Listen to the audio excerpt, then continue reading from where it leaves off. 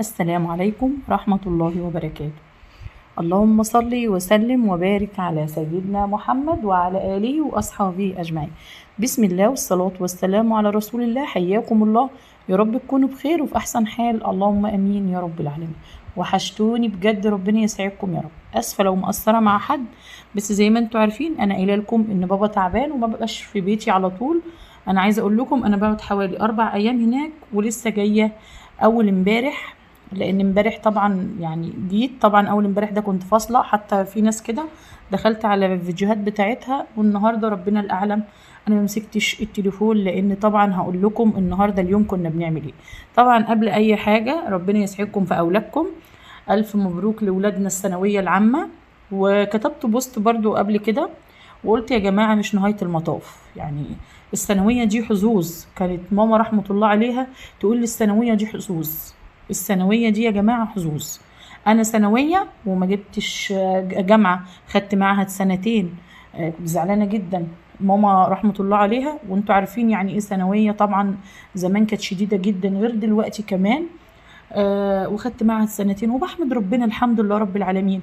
حد هيقول لي طيب يعني الموضوع بيبقى صعب جدا جدا جدا جدا، واحمد ربنا والحمد لله رب العالمين. فبقول للناس اللي ولادها جابوا مجاميع بسيطة، اللي ولادها جابوا مادات، يا جماعة ممكن ولادنا لا قدر الله يجرى لهم حاجة، واحنا ولادنا بنسترجاهم من ربنا. فالحمد لله على كل حال، عارفة ان هو مجهود وتعب. اسأل مجرب ولا تسألش طبيب. ومذاكرة الثانوية يعني دمار. فعشان كده انا بقول لكم الحمد لله على كل حال، ونحمد ربنا واللهم لك الحمد حمدا كثيرا طيبا. نحمد ربنا. فخدوا بالكم من عيالكم، ممكن يكون عيل غش وداخل كلية القمة وربنا ما يوفقوش، رغم ان انا بدعي لولادنا كلهم ربنا يوفقهم. ونحمد ربنا والحمد لله، ويا رب يسعدكم في اولادكم ويفرحكم بيهم، اللهم امين. دعوة حلوة كده منكم لولادنا ان ربنا يا رب اللي ما وفقهمش ان شاء الله باذن الله يوفقهم باذن الله في القادم، وما نعرفش الخير فيه. ودعوة حلوة منكم كده لماما بالرحمة وبالمغفرة، والبابا بالشفاء العاجل، ربنا يبارك فيكم يا رب.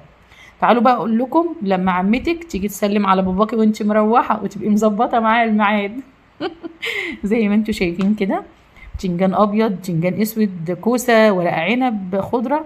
طبعا بصوا انا زي ما بقول لكم جيت اول امبارح بالليل اللي هو يوم الاربعاء، فكانت عمتي جاية علشان عايزة تسلم على بابا وتقعد معاه شوية طبعا.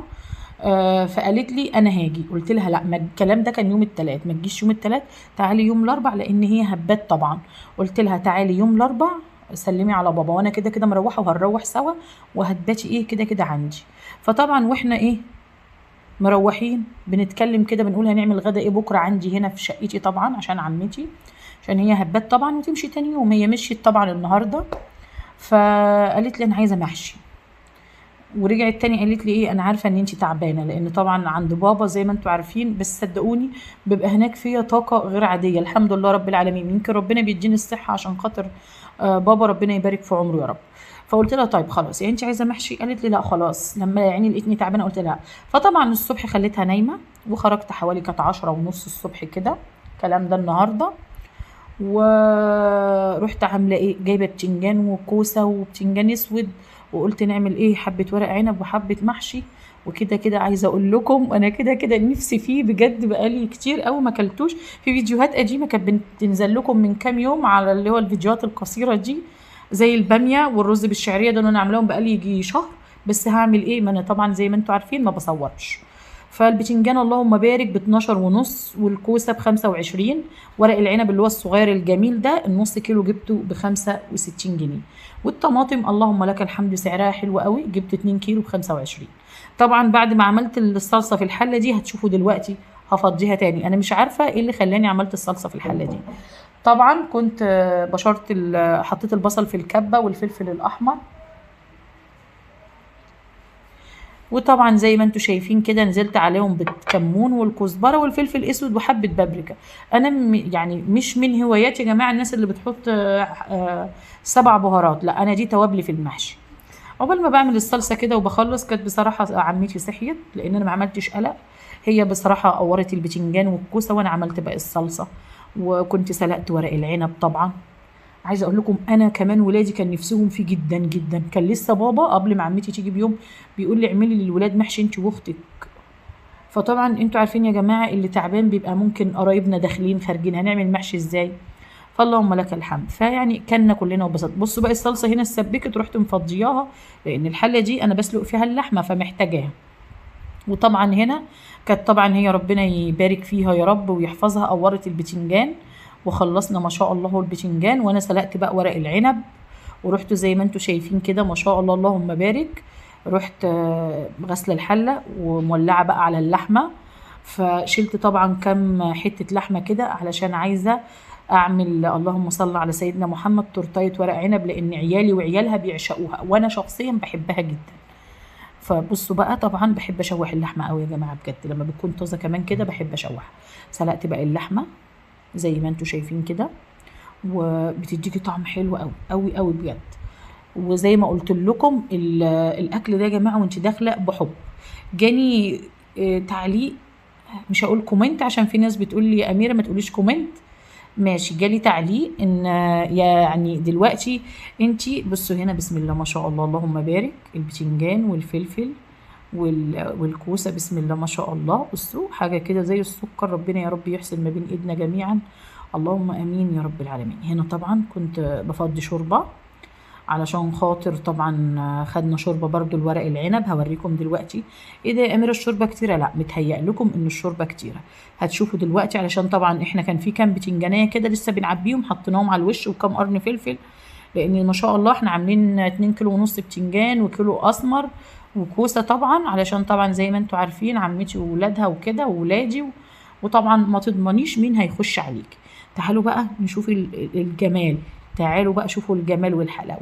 هنا كنت بعمل بقى التورتايه اللحمه بتاعتها، بنزل بمعلقه سمنه بلدي وبنزل باللحمه وبرش عليها فلفل اسود، وبعد كده بقى بشور طماطمايه، وبعد كده بقى بسيبها شويه مع بعضها كده، وبنزل عليها بكوبايه ميه بس تكون لحمه صغيره تستوي يا حبايبي في سوى ورق العنب، عشان برضو نبقى على مصداقية. ماشي، يا رب يكون الفيديو خفيف على قلوبكم وسهل، ربنا يسعدكم اللهم امين يا رب العالمين. ومعلش للمرة التانية لو مقصرة مع حد سامحوني بس غصب عني، واتمنى منكم بالله عليكم بالله عليكم الدعاء لبابا بالشفاء، ربنا يا رب يبارك فيكم.